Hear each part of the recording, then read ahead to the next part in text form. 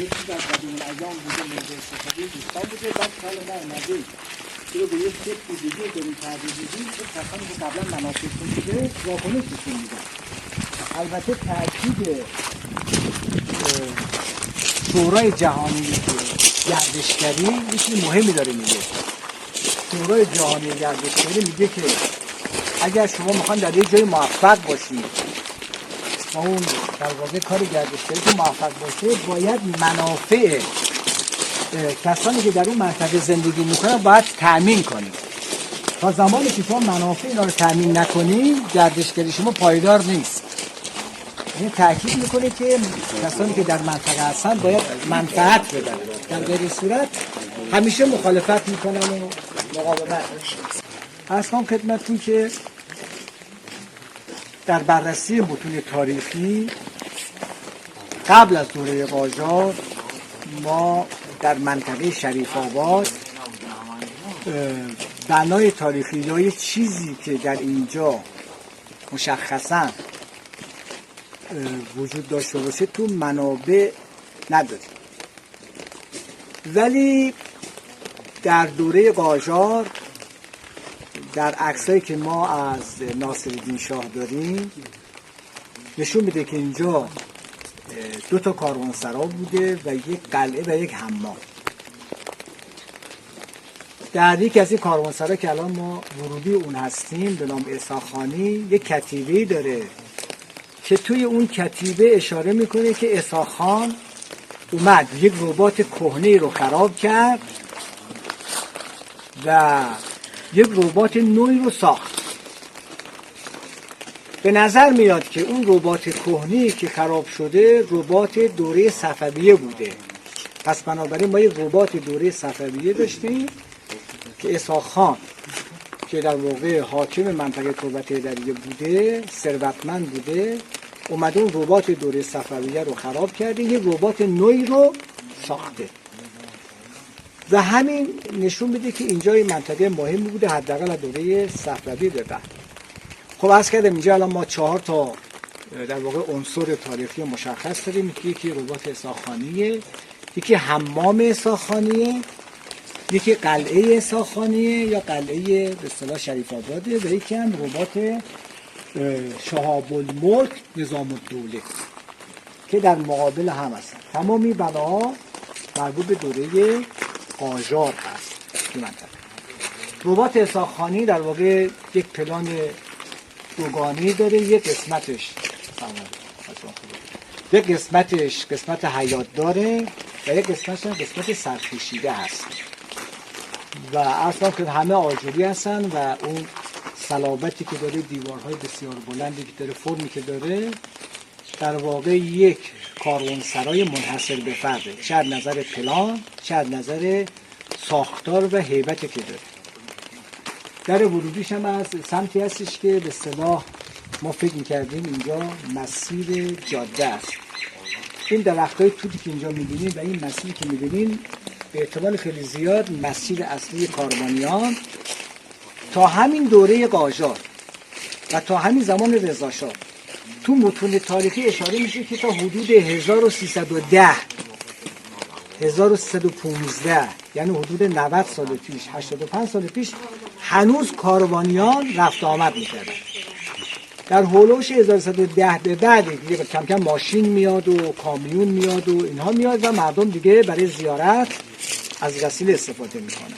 ولی تا هولوش 1305 1110 هنوز گذشته ها میگفتن که ما با کاروان پیاده میرفتیم به مکه و کربلا و اینا. میخوام بگم تا حدود 100 سال پیش هم اینها استفاده میشده. دیگه بعد از اینکه اون مدل حمل و نقل عوض میشه کاروانسراها دیگه از حیز انتفاع خارج میشه و عملا دیگه مورد استفاده کاروانیان نبوده و این باعث میشه که اینها از بین برن. چون استفاده نمیشده، درآمد نداشته، اینها به مرور زمان از بین رفتن و خیلی هاشون نابود شد. این کلیت موضوع. حالا اگه بخوان داخلش هم بگیم راجع به حال شما چطوره؟ من حال شما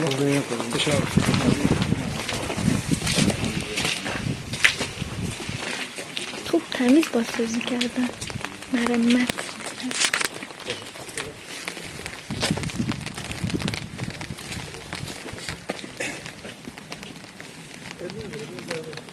در داخلش هم بازه.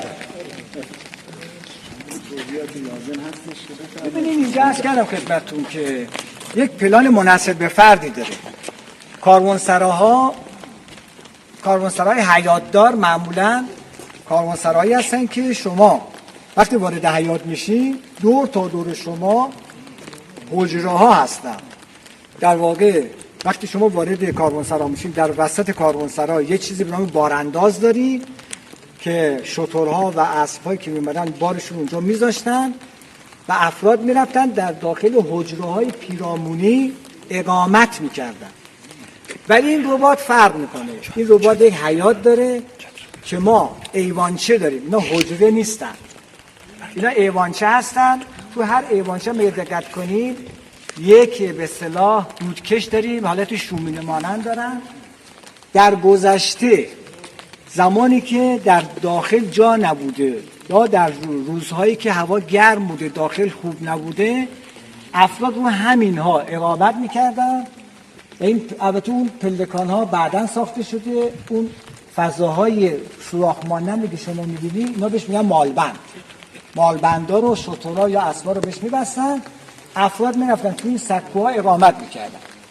در بعضی از عکس‌های قدیمی نشون میده که روی اینها رو معمولاً پلاست مینداختن. یعنی افراد میرفتن و جلوی اینا پلاست بوده، یک جوری پلاست یا یک نوع فرش دیگه. میدونید که از بز استفاده میشه به جای پنبه و اینا، بهش میگن پلاست. روی اینا پلاست مینداختن که افراد پشت ما اقامت میکردن. اینجا از این نظر منحصر به فرد، واقعا ما رباتی نداریم به این شکل که یک حیاتی داشته باشه اینا رو ایوانچه ها رو استفاده بکنن.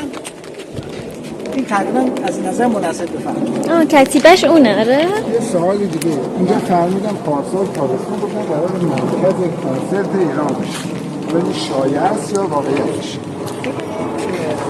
سرمایه گذاری که اومده اینجا سرمایه گذاری کرده طرح مرمت آورده و ما طرح مرمت رو بررسی کردیم. ایشون یک پیشنهادی داده و یک سکویی هم الان درست کرده. اونجا اگه دقت بکنید حالت سکو مانند پیش بینی ایشونه که اینجا رو یه حالت سن مانند درست کنه برای برگزاری موسیقی و این چیزها. خب البته ما باید ببینیم که پروژه که راه میفته، کارکردش اونجا چجوری خواهد بود.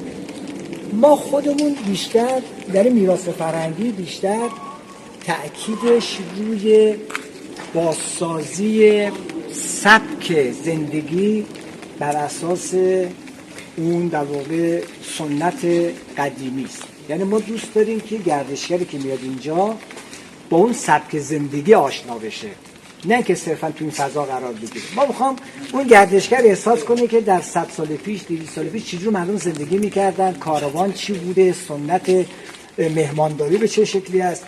این بحث کنسرت و موسیقی و اینها نه قسمتی از اون سنت‌های ما در گذشته نبوده و اینم که انجام شده به شکل موقتی. یعنی ما در میراث فرهنگی بیشتر تأکیدمون روی بازآفرینی در واقع اون رفتار سنتیه.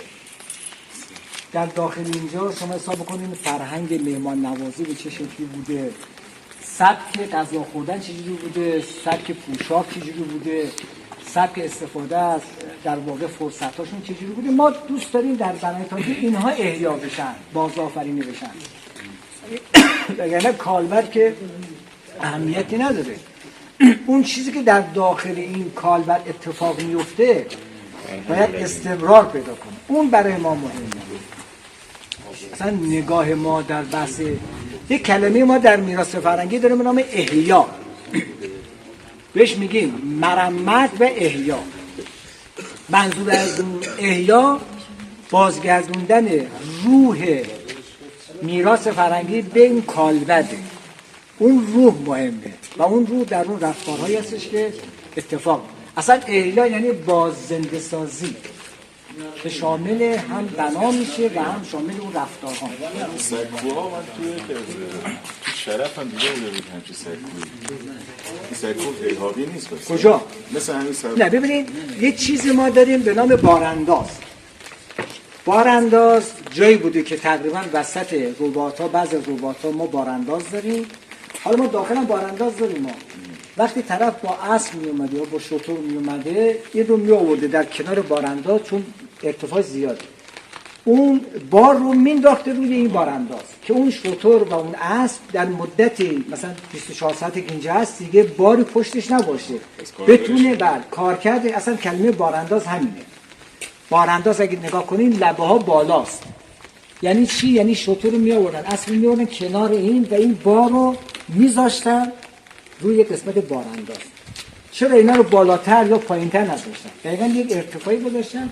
از کردن این سوراخ‌ها که شما می‌بینید ما بهش میگیم مالبند که اون افسار رو به اون می‌بستن، حالا داخلش سنگ بوده یا چوب بوده که این دیگه حیوان جابجا نشه. این حفره‌های بغل هر حجره مال چیه؟ اینها رو بعداً توی بحث مرمت اضافه کردن. این قسمتی که الان شما می‌بینید پلکانی داره میگه بالا، اینا توی اصل نه توی هر حجره. تو سکوهای داخله. آره این زیر تاقا. اون سوراخ‌ها رو میگه. بله. اون سوراخ‌ها اینا چیزن دیگه، اینا شومینی مشعل و اینا بذارن. آتیش روشن می‌کردن. دودکش داره دیگه همش. یعنی زیر تاقا اینا مثلا پلاس مینداختن استراحت می‌کردن. نه تا اون کلاسی که من میگم روی خود بدنه آویزون میکردن. ببینید الان دسته که نیست، در عکس‌های قدیمی نشون میده که روی اینها آویزون میکردن. یعنی افراد اگه میخواستن پشت بخوابن یک مانعی داشتن در خیلی از جاها برای آفتاب و اینا برای آفتاب، برای که راحت باشن. سایه. آره، یا فرش مینداختن یا حصیر مینداختن یا پلاس مینداختن. در واقع اینجا که پر میشه توی تابستون این تو زندگی کردن خیلی سخت بوده و خیلی گرم بوده. تابستون رو اینجا استفاده میکنن. تو زمستونا که هوا سرد بوده میرفتن داخل. یعنی همچین کار کرده در واقع ترکیبی داشته. یعنی شما هم فضای سرپوشیدی داشتین هم فضای. خب این کتیبه مهمی که ما در اینجا داریم، این کتیبه هستش که خیلی کتیبه مهمی. در اینجا اشاره میکنه که اسحاق‌خان قرایی میاد یک رباطی رو از قبل اینجا بوده اون رباط رو خراب میکنه، یک رباط نوعی رو دوباره میسازه، تاریخش هم مشخصه، در چه زمانی ساخته شده و کتیبش هم معلومه، نوشته اسحاق‌خان بنای رباط نوعی نهاد، به خط مدور پایین. میشه از اول بخونین؟ از اولش میشه بخونین؟ آره، فلک جاه جمشکو فتح علی شاه آن که بود چاکرش افتاد. همچین چیز. فتح علی شاه قاجار، میدونیم که فتح علی شاه قاجار در واقع میشه گفت آره سومین پادشاه قاجار هست. فتح علی شاه قبل از ناصرالدین شاه و مظفرالدین شاه دومینه. بله، بعد از آقا بهاء فتح علی شاه قاجار. بفرمایید. آره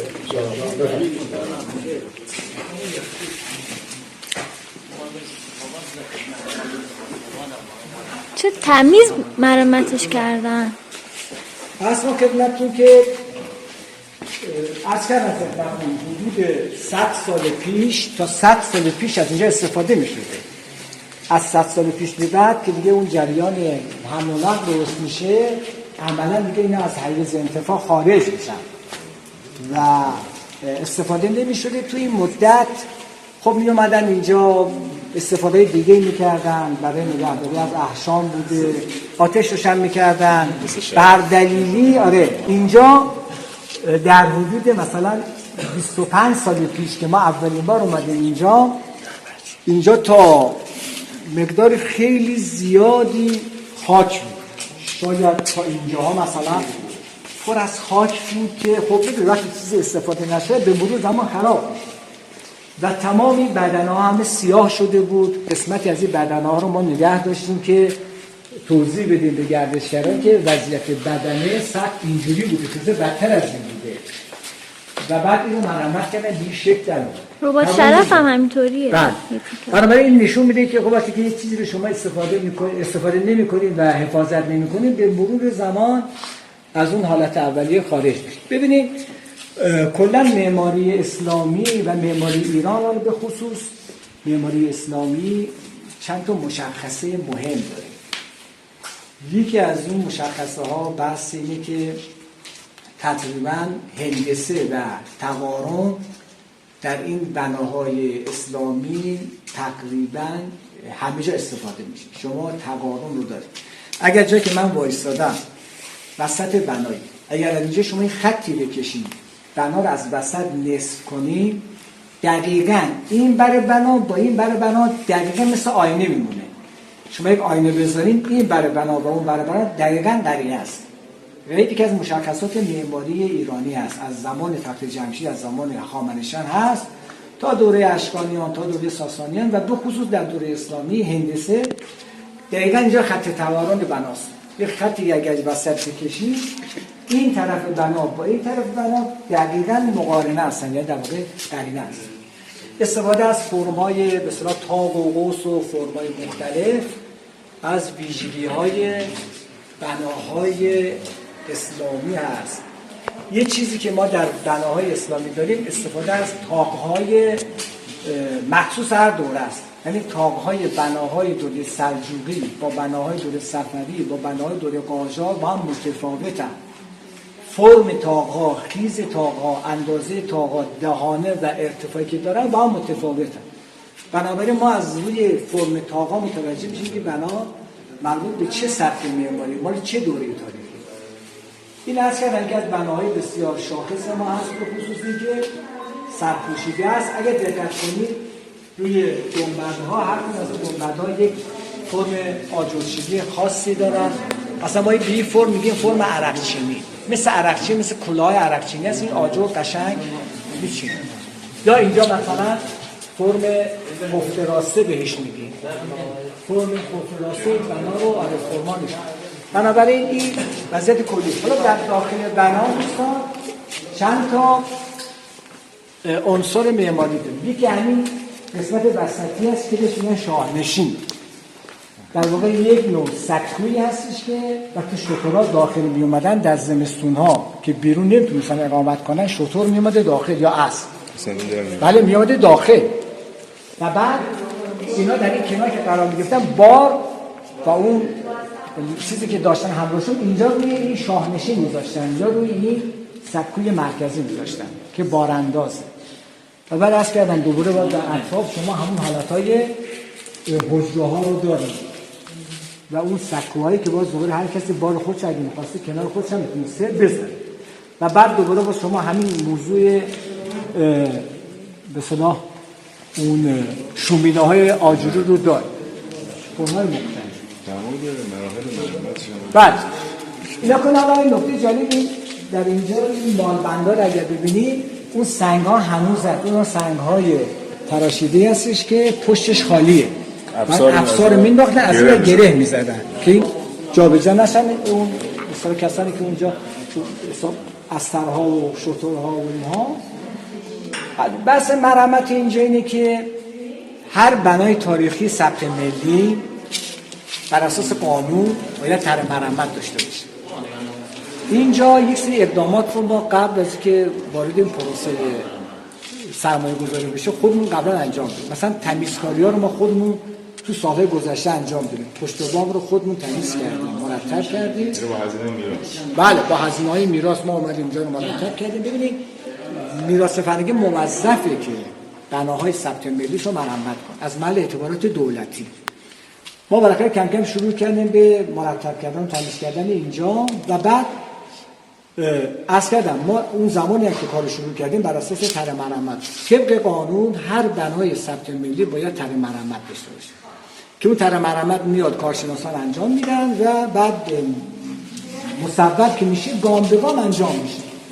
ما اینا رو واسه طرح مرمت انجام دادیم و بعد حالا سرمایه‌گذار که اومد برنامه سرمایه‌گذار بود که اینجا رو تبدیل کنه به یک مجموعه اقامتی. خب مجموعه اقامتی هم یک سری الزامات خاصی داره. مثلا باید فرض کن مثلا گرمایش از کف درست بکنه یا بسیار اون نیازهایی که ممکنه گردشگر لازم داشته باشه در قسمت داخلی یا یه سری فضاهایی برای رفاه، برای سرویس‌های بهداشتی یا هر چی طرح رو برد به سمت تبدیل کردن اینجا به عنوان یک فضای اقامتی و ما موافقیم با این موضوع، چون بالاخره اگر قرار باشه که از این بناها نگهداری بشه و اینا برای نسل‌های آینده بمونه، باید وارد یک پروسه در واقع ماندگاری یا در واقع یک نگهداری پایدار بشه. نگهداری پایدار در زمانی امکان پذیر هستش که سرمایه گذاری بشه و درآمدزایی باشه. تا زمانی که این سرمایه گذاری و درآمدزایی به کالبد اثر و به شأن اثر لطمه نزنه ما موافق هستیم. ولی اگر قرار بشه اون شأن اثر حفظ نشه و اون ساختار بنا از بین بره، ما مخالفیم. تو تغییر ولی کف اینو چرا اینجوری چیز کردن؟ یعنی به سبک خود اینها ببینید یک کار. اصلی ما در مرمت داریم، چون ممکنه شما بگیم که کفش رو مثلا آجر بوده، شما اومدید سنگ. آره یکی این اون بحث تمیز کردن و بهداشتی بودنه. یکی اصلی ما داریم در مرمت، بهش بگیم اصل برگشت پذیری. الان زیر این کف آجوری، هر لحظه ما خواسته باشیم این کف سنگی رو برداریم برسیم به کف آجوری، امکان پذیر. پس ما نیومدیم کف آجوری از بین ببریم، اومدیم رو کف آجوری یک کوشش سنگ زدیم، هم برای کار کردی که الان داره و بحث بهداشت و تمیزی و اینها، هم برای زیبایی.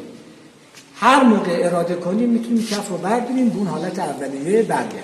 در صورتی که برگشت پذیر اتفاق بیفته ما موافقیم، مگر اینکه برگشت پذیر نباشه. در اون صورت ما مخالفیم. به شدت باستانشناسی حفظ شده و معماری و باستانشناسی. مثلا شما اگه دقت بکنید بعضی جا مثلا ما لوله‌ها داریم می‌بریم، اینا رو می‌بریم داخل شکاف‌های آجر می‌ذاریم. اینها چون برگشت پذیرن مانع نداره. الان اینجا چرا اینجوری نصف نیمه چیز شد؟